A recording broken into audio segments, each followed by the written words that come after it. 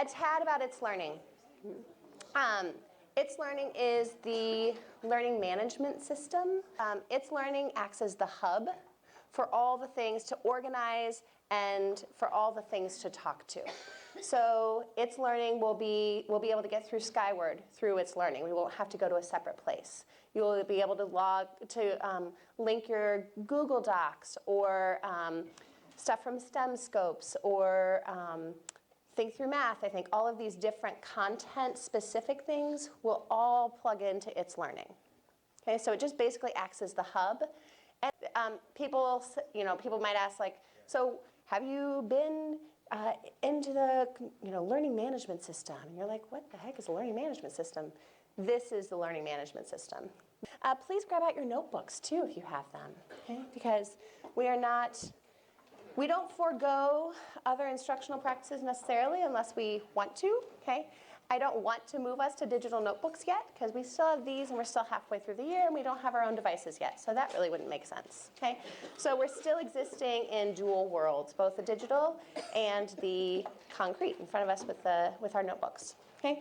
Open up to November. And your learning targets, if you want to know where they are on the place in front of you, I'll go back to that actually. Let's go into our learning targets first.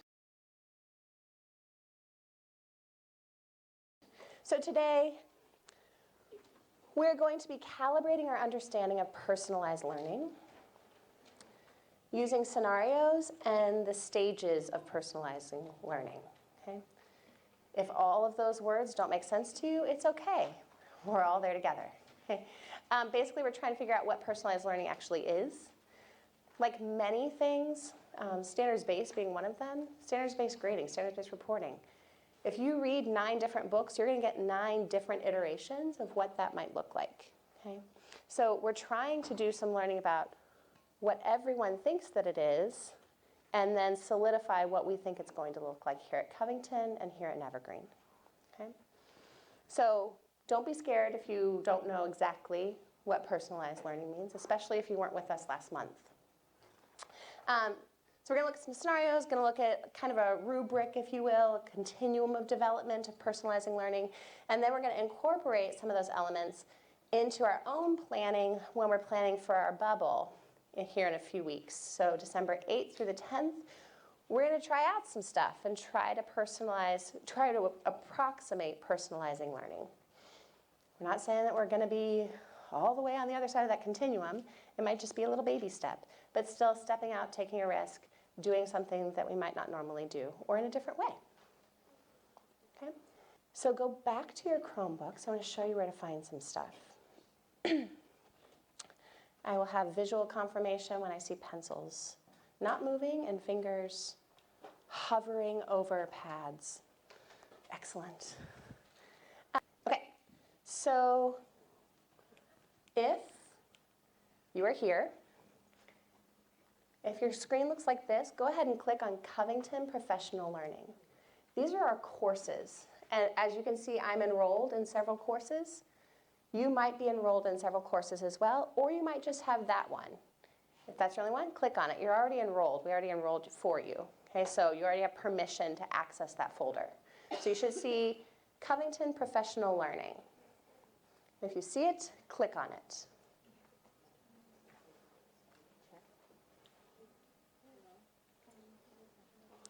And if you've got it, help your neighbor make sure that they've got it too. So if you're on this page, scroll down and you will see Staff Development November 18th, Planning for Personalizing Learning. You'll see our learning targets right there. This is going to be our sandbox for the day, right? This is where we're going to play today. Our learning targets are there, and then you're going to use some of these resources that are links down below. Okay? It's just a simple way for us to put everything in one place because we're going to be going a few different places. If you really want to have the PowerPoint on your computer right now, that's going to be your first link. If you want to see the video later, you can click on that link. Okay? This will all be stored here. Okay? Questions about that? All right. So first thing I want you to do is in your notebooks, please make a chart that looks like this. 3-column chart, task, student action, and teacher support. In my mind, it's this giant bubble of things that we have been on this journey toward, and elements of all of that, and knowing when to pull what out of that hat, if you will. Okay, so we are primed. Okay, this is stuff we're going to think back on. So what we're going to do is watch a little video. I just want you to watch it, and I want you to think about, is this personalized learning? If yes, great. Where? What elements of it are personalized? If not, great. Where? What elements aren't personalized? Okay. And this is from this is on Edutopia, which has a slew of resources that are all great. If you want to know how to find it again. What elements of the task might have been personalized? What about the student actions, what they were doing, what they were talking about, what they were thinking about, might have been personalized? And what about the teacher support might have been personalized based on your conversations? And you can talk about this at your tables. Okay? According to that video, it was just a quick thing. What elements did you see that might be personalized, and then might how you tag them, task, student, or teacher? Make sense? Why are you copying up a book? What do you use for it? Not what the book says. Or because I can't form my own thought. personalized, so give students personalized, right? So they're taking control, they have their choice of time. So we're personalized, we're making it personal to them. So like just what Carrie just did, is if you want to go to the PowerPoint, here you can go to the PowerPoint. If you want to go to the whatever thing on the website, all these things right here. So yeah, all these resources, you have a choice about what resource you go to. So it's personalized to me. I might not need the PowerPoint, but I might need the personalized learning scenario. So like the PowerPoint would be something in your curriculum. And then the environment would be online, or is this being on paper? Just think of all the tools you get. In that environment. Does that make sense? So,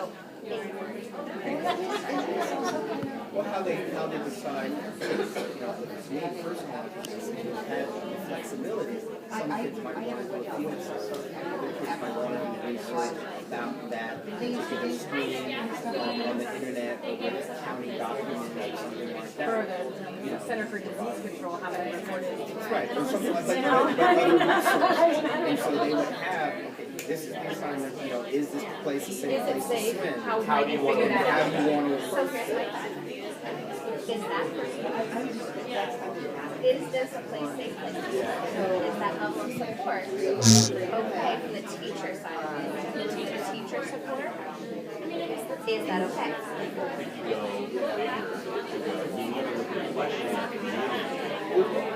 That's it involves life sciences. How scalable and what is the specificity of the scale in which the teacher support or the task might provide like a sandbox for these students to acquire.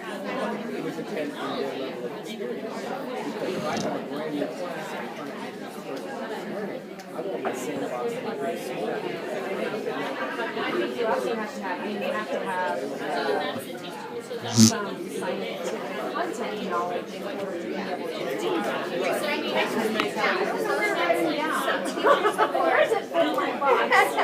So you talk about task consideration about inquiry, right? So the question is the teacher designed inquiry question personalized? Is it enough then for them to be able to make their own questions and ways that they might go about that? Is that okay? Or is it not according to you? Still teaching like that. And then that would go into the task. And then what So the teacher next thing support. that we're going to do is we just passed out to you a rubric, if you will, of stages of personalized learning that shows a progression of sort of the beginning stages of personalization over to stage 3, which is really, really, really personalized.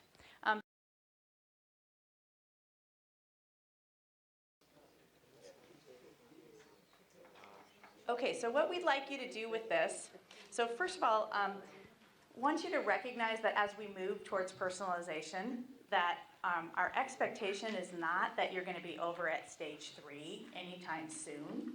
In fact, we may never get to stage 3, or it may be a really long time before we get there. So what I'd like you to do first is take a few minutes to read over the stages, and I'd like you grab a highlighter and maybe a pencil. And first I'd like you to just take some time to highlight things on those stages that you already know something about, that you're familiar with. You feel like you have some knowledge. And then also as you're reading, if you could scratch anywhere on the paper questions that you have about what something means on there, any questions at all. So highlight things that you already know something about, and then jot down some questions that you have.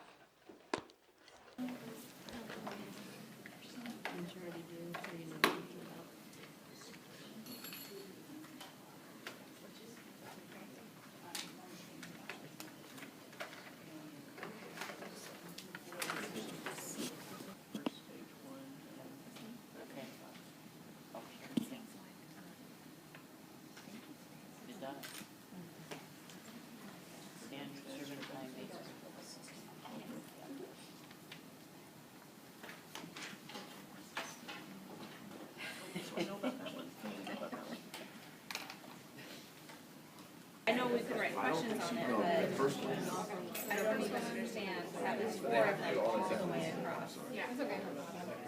We can try. So the first one would be, Well, that's the first thing they have to me, I didn't know if that was personalized or the hook, because those kids are freshmen and they're thinking about driving. So they're looking at the different vehicles. I didn't know if that was personalized or just the hook that they were into it. Scenarios out there, and what we're trying to do is to calibrate our understanding about, like, okay, so this element of it could be personalized. We're having a conversation at this table about the teacher-designed inquiry question, right? The essential question or the unit question.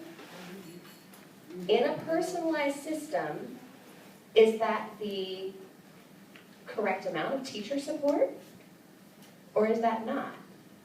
How much teacher support and task consideration do we need to provide to allow these kids to play in the sandbox? Does that make sense? How much content knowledge? We're talking science here, right? How much content knowledge do we need to provide? Then within that, what is personalized? Or do we say, great kids, today we're going to learn science. Go. Be science. Think science. No. Yeah. You are science. No. So that's what we're trying to calibrate. So we aren't throwing this up there going, this is the pinnacle of personalized learning. Nor are we saying there is nothing in here that is personalized. Okay? And I hope that you're okay with that sandbox, okay? With that nebulous place that we're in, to know how we might approximate this. Does that make sense? Okay.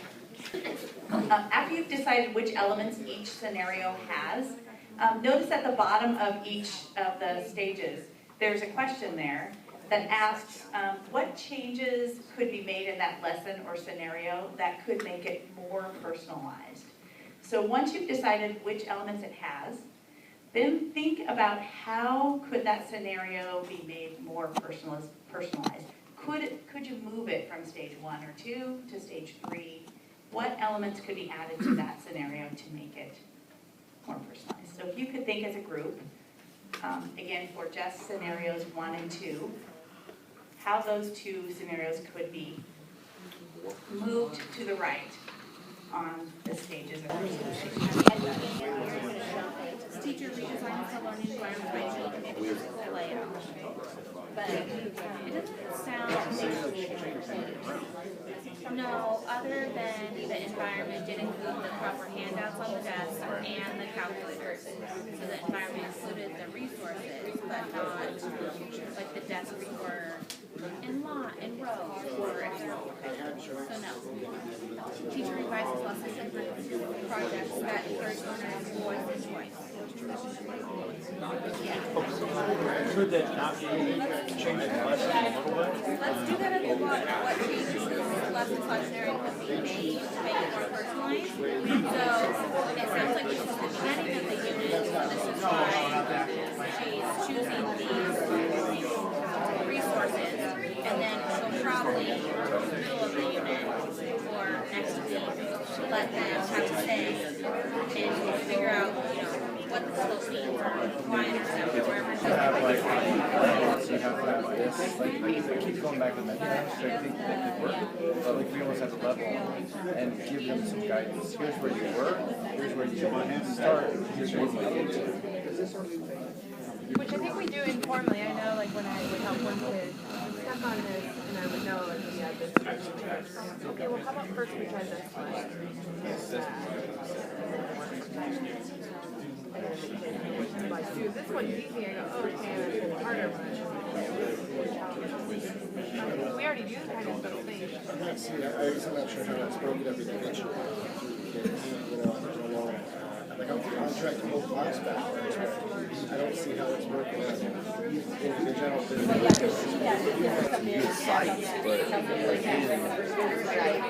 Is that going to be added to in addition to, or is that going to be like what's the end? Did you guys kind of get thrown off by? They were talking about. No, I don't. But I guess just sit down and said like the kids had a hard time engaging the previous year. What I'm looking at right now is they had a hard time understanding how to find slope. Yeah.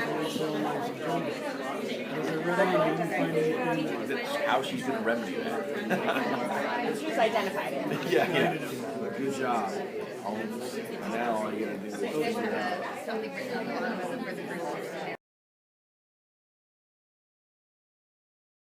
But then she gave them the two choices, so she could have had them investigate a, variety of slope scenarios or applications of slope, and then they pick based on what they find, and that would have met her goal as well as personalized.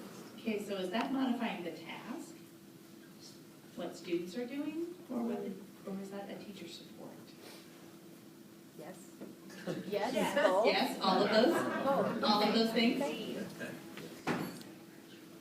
Allowing students to test when they are ready, and we kind of compared it to back in the old days when we had those SRA tests. So when they completed the task and they were comfortable, then they could go take the test. When they were comfortable learning the slope, then they can assess themselves. So students sort of deciding when they're ready to take an assessment. The lessons in multiple formats. So maybe there's a YouTube video, maybe there's a teacher tube, maybe they prefer a textbook, so they have to learn the content before they can do anything else. But once that they have mastered that content through some form of formative assessment, maybe it's some little, online quiz that shows that they knew it or whatever, somehow we said, okay, you're good now to go to the next stage. So there's the teacher monitoring.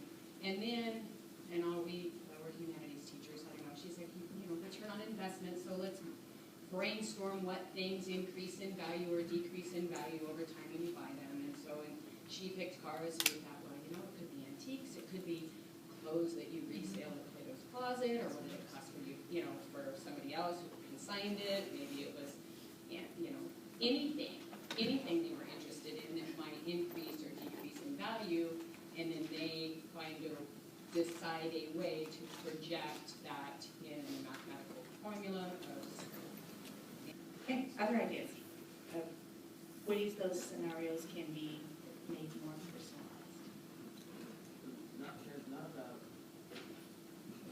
personalized? Not looking at the idea of ways to change it. The frustration that I have with the chart is just about everything starts with knowing the learner's own individual profiles. So without that information to start with, some kind of assessment or evaluational tool that you'd have, You as the teacher don't necessarily know all the learning styles of the students. The students definitely don't know their own learning styles and the modalities that they work with. And so it's very difficult. When you look at the chart, everything starts from that place. And so it's all, especially if you're trying to move to stage 2 or stage 3, stage 3 learner, they're adjusting their own learning based on their own learning styles. If they don't know what their learning styles are, where are they adjusting? It's a shot in the dark. And so that's where my frustration was. You can look at these scenarios that we've been given, and what the teachers are trying to accomplish that are very good. We can modify and adjust, but that's still not directly connected to the students. In my opinion. I do think you're right, though, in that personalization is going to require students to have different skills in terms of being independent and being self-directed, and those are things that are going to take time. So the question is, can you realistically be in all 3 stages in a class at the same time? Can you say that question again? Yeah, so we have learners at different stages. So realistically, as a teacher, could I have kids doing all 3 stages? So I have some kids who are doing things in stage 1 because they need more teacher support, and they're not able to make those choices. And I have some kids in stage 2, and they have the rock stars who are in stage 3, which is like, let me just do it. I'll show you how it's done this round. And realistically, is that even possible without going crazy? Welcome to the art room. Good question. But also the content side of it, right? So on the content side of it, as a teacher support, what content knowledge do they need to be able to play in whatever sandbox we're asking them to play in, right? It's not just go forth and learn, right? Because if I don't know what slope is, then how am I going to be able to find examples of slope to personalize in my life, right? That's a piece of content knowledge. We're still teachers, okay? We're not like they're not little computers that we're uploading information into, okay?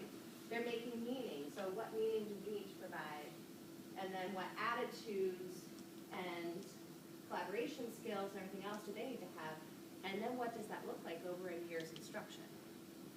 Is what? Right? That's what you guys were saying. Sure. Okay, so quickly, yeah. Richard, I'm just gonna jump out of this. 2 points, because I don't think it's an independent steady course. Yeah, that's What I look at, I look at 2 things. First, I look at the idea of over time.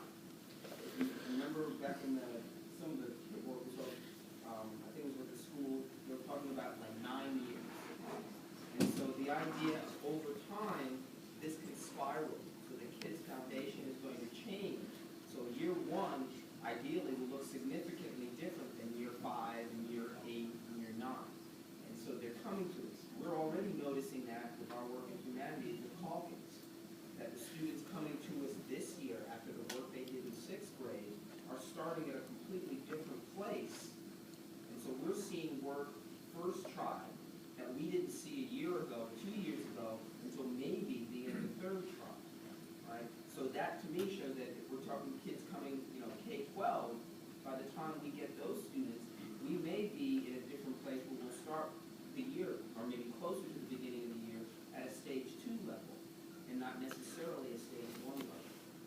So that to me was the first piece. And then the other piece is I think our role as teachers is going to evolve more towards what Carrie does for us as a coaching situation. No, seriously. When I think of a coaching situation, what do you do when you're coaching? You have the outline, you have that foundation, you give them the plays, and then they have to go out and perform. They have to work on it on their own. And you're there to back them up. You're there to review necessary skills that may be weak, but you're not necessarily teacher-directed all the time. Okay, Amanda. So similar to what Samuel's had to say, is I constantly, I look at next year and I think next year and how we do this is going to look way different. And I always remind myself that when the entire district goes 1-to-1, my firstborn will be in kindergarten. So my child will not go to school ever without having his own device. So we will get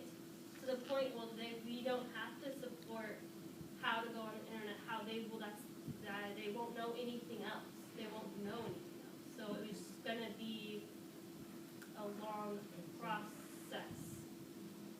We had planned was time for you to, with your PLC, think about how you could incorporate one or more elements of personalization into what you currently do. So again, we don't want you to throw everything out and start over. This is really about taking something that you already do and making it more personalized. Kind of what you did with the scenarios. Here's something I already do.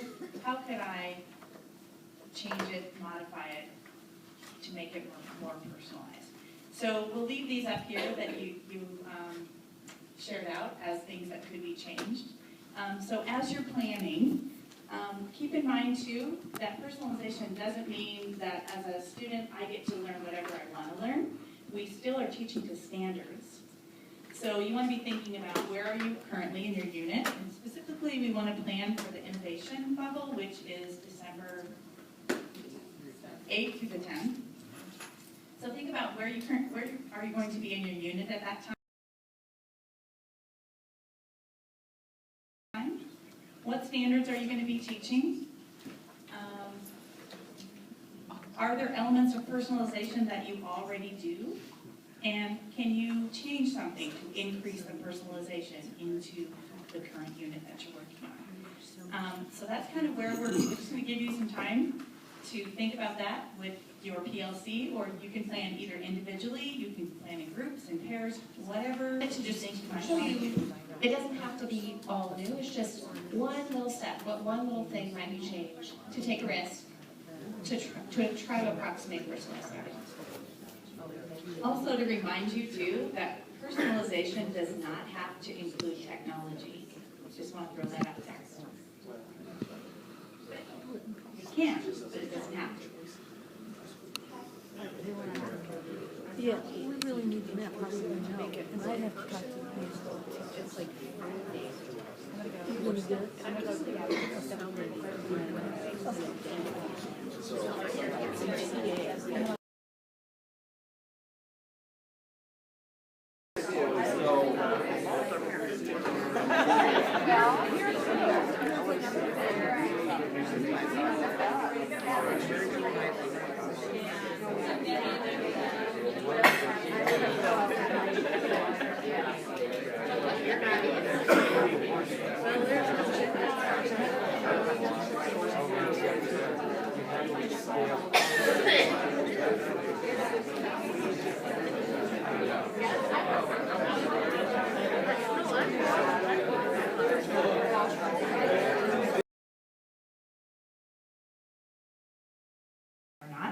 But we created a folder in OneDrive that's shared with the entire staff so that you can upload any documents, planning, things that you're working on to OneDrive so that we all can peruse everyone else's ideas. Okay, on it. So before we...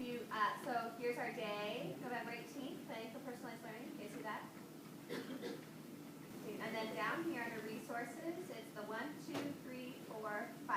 It says personalized learning folder in OneDrive is what it says under the resources. And then you'll get a link to... And then you'll have to click on the link. So that's one way to get there. And then this is the folder. So that's one way to get there. So the other way to get there is through your email. So if you log into Office 365, you always get this to get to your email. There is OneDrive, looks like this. It's got a little cloud. If you click on that, you'll get a list. You may or may not have files in your OneDrive, depending on whether or not you're using it. But I have shared a folder with you for our innovation bubble. So you want to go over here to share with me. And there should be a folder in there that says personalized learning innovation bubble. So that's our shared folder, and it's been shared with the entire staff. So that gets you to the same folder. And there is a button up on the top that says upload. So if you want to add files, that's where you go. You can either add files individually, or you can create a new folder for either yourself or your PLC. And just so that you know, anytime you upload anything into this folder, because it's already been shared with the entire staff, anything that you put into that folder will also be shared with the entire staff. So just know that ahead of time. Which includes Google Docs. So if you have a Google Doc, instead of having to go and give permission through the shared function with everyone in the school, which is annoying, I've done it, rather than doing that, you can just pop that Google Doc into the OneDrive shared folder, and it automatically has those permissions.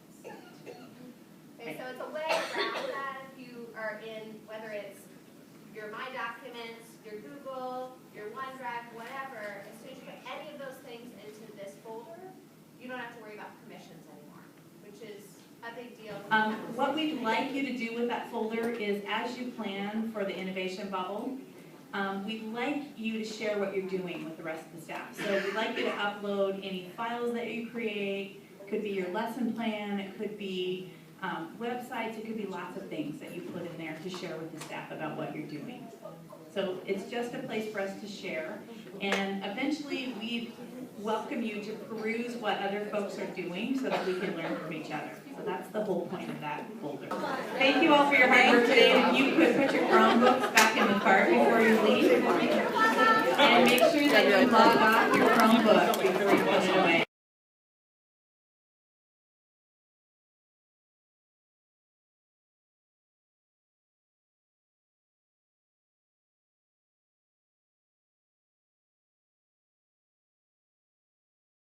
For a second, I thought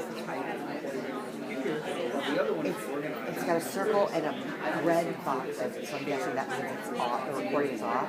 It's not. That's been recording somewhere. Well, you would be able to see it. Yeah, it's the red X or the red square. I think means it's not recording anymore.